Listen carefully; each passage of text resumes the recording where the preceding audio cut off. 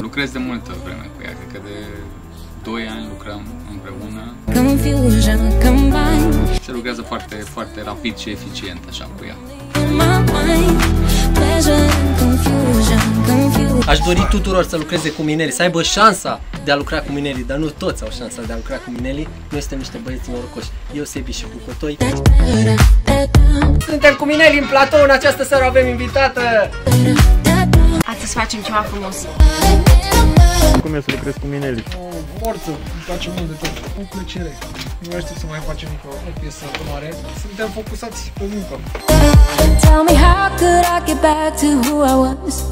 Nu uitați să smeșuiți butonul de like, butonul de share, butonul de subscribe aici la Mineli pe canal și până data viitoare să stați în fața calculatoarelor, să nu plecați nicăieri pentru că e carantină și Mineli postează zilnic.